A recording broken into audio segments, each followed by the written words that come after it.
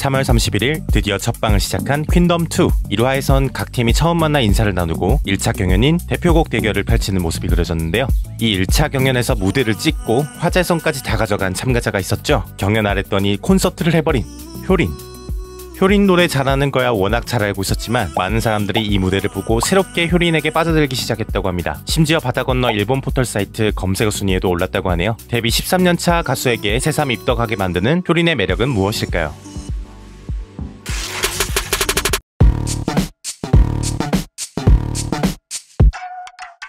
이런 경연 프로그램에서 선곡, 그날의 컨디션 등등 다른 어떤 요소들 못지않게 중요한 게 경연 순서겠죠? 여러분은 만약 경연 프로그램에 참가한다면 몇 번째로 무대를 하고 싶으신가요? 저라면 첫 번째가 아닌 이상 어중간한 앞 순서는 되도록 피하고 싶을 것 같은데요. 효린은 자발적으로 두 번째 순서를 택합니다. 처음부터 두 번째 순서를 택한 건 아니고 제일 마지막 순서를 희망했는데 이 마지막 순서에 효린, 우주소녀, 이달의 소녀 세 팀이 몰리게 됩니다. 효린은 이들 중 가장 선배라 본인이 희망하는 순서를 차지하고 후배들을 다른 순서로 보낼 수도 있었는데 굳이 그렇게 하지 않고 비어있는 두 번째와 다섯 번째 순서 중 두 번째 본인 이름을 올립니다. 그리고는 이렇게 말하죠. 저는 제 순서에서 최선을 다하면 되니까.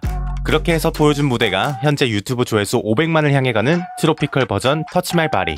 좋은 순서는 후배들에게 양보하고 완벽한 무대로 경연의 순서 따위는 상관없음을 증명하며 많은 사람들이 효린에게 호감을 느끼게 됩니다. 순위 발표 전까지 효린 무대가 1위가 아니면 이상하다 라는 반응이 쇄도했는데 아니나 다를까 퀸덤 자체 평가, 글로벌 평가단 투표, 현장 평가단 투표에서 모두 1위를 기록하며 압도적인 점수로 1차 경연 우승자가 되었네요.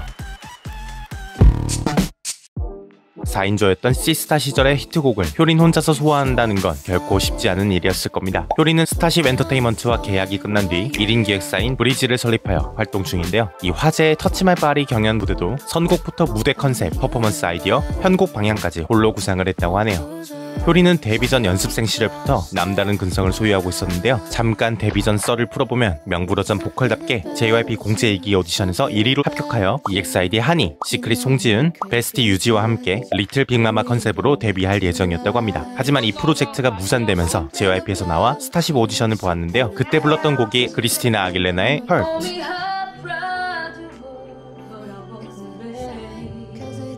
스타쉽의 김시대 대표가 효린을 보고 이제 됐다면서 기쁨의 눈물을 흘렸다는 카더라가 있는데 이후 스토리는 굳이 설명하지 않아도 아실 듯합니다. 효린이 메인 보컬로 있던 시스타는 대박을 치고 썸머퀸 타이틀도 얻죠. 이미 보컬로서 출중한 재능을 갖추고 있었지만 효린은 엄청난 노력 발기도 했습니다. 본인이 어떤 노래와 잘 맞고 어떤 음역대를 잘 소화하는지 알기 위해 음원 사이트에서 팝스타들의 이름을 알파벳 A부터 G까지 검색하여 노래들을 듣고 따라 부르곤 했다고 하는데요. 이런 근성의 소유자인데 혼자서 뭔들 못할까 싶습니다. 그리하여 본인이 밝힌 대로 1인 기획사 설립 후 솔로 활동을 통해 끊임없이 도전하며 더욱더 다양한 모습들을 보여주고 있죠. 퀸덤2 전에는 왓챠 오리지널 예능인 더블 트러블에 참가해 또 하나의 레전드 무대를 탄생시켰고 심지어 이 무대로 우승을 했는데 우승 상금인 1억 원을 본인의 팬클럽과 김준수의 팬클럽 이름으로 경북 강원 지역의 산불 피해 복구를 위해 기부하기도 했습니다. 사실 효린이 언프리티 랩스타, 나는 가수다, 부르의 명곡 등 경연 프로그램 경력이 많은 탓에 여태 보여준 모습 이상의 무대가 나올까 우려하는 사람들도 적지 않았습니다.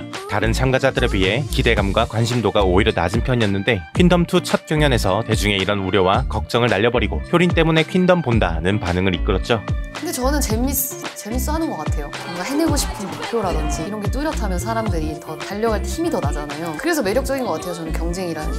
효린은 경연에 대해 이렇게 말하기도 했는데 그렇다면 퀸덤2 방영 동안 우리는 그저 목표를 향해 달려가는 효린을 보며 감탄하면 될 것 같네요. 효린이 사실상 퀸덤2 첫방의 화제성을 모두 가져가면서 퀸덤2에서 보여지는 효린의 의외의 모습들이 주목을 받고 효린의 진짜 성격이 보이는 예전의 영상과 짤들도 끌어올되고 있는데요. 세 보이는 얼굴에 그렇지 못한 태도 를 가진 바로 이런 반전 매력들이 입덕 포인트가 되고 있죠. 파이팅 넘치는 후배들 사이에서 혼자만 결이 다는 모습을 보여주며 인간적인 면모를 드러내고 어떻게 체력은 괜찮지? 맞춰야죠.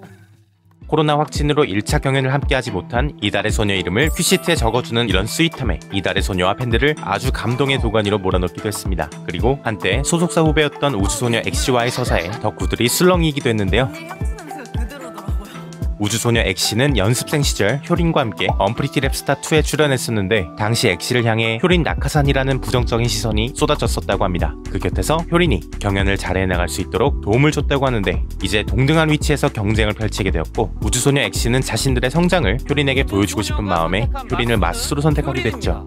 그렇다면 시스타 멤버들한테도 효린은 다정했을까? 막내 다솜에게는 사랑이 넘치는데 한 살 아래인 소유에게는 호락호락하지 않네요. 맏언니 보라에게도 우리야. 결코. 뭐 하냐고. 강소유가 데리고 왔어. 걘 정신 좀 차리고 전화 좀 받으라 그랬지. 지긋지긋 죽겠어 정말. 그래도 해체 이후에도 시스타 멤버들과는 지금까지 돈독한 사이를 유지하고 있답니다. 걸그룹 멤버에서 이제는 1인 기획사의 대표이자 솔로 아티스트로도 독보적 입지를 굳히고 있는 효린. 데뷔 13년 차인 그녀에게 새로운 입덕 포인트를 발견하게 되는 건 그녀가 계속해서 무언가에 도전하고 변화하며 새로운 모습을 보여주고 있고 그런 모습들이 효린이라는 아티스트에 대해 더 알고 싶게 만들기 때문이겠죠.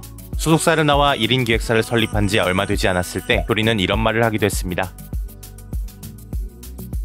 아티스트 효린, 인간 김효정은 그때 그 고민들을 어떻게 풀어나가고 있을까? 현재의 효린을 보면 답을 알 것도 같습니다. 오늘 에피소드 재밌게 보셨다면 좋아요와 구독 잊지 마시고요. 기회가 된다면 효린의 가창력과 음악에 관한 이야기도 다뤄볼 테니 댓글로 의견 남겨주세요. 그럼 저희는 다음 주 목요일에 돌아올게요. 안녕!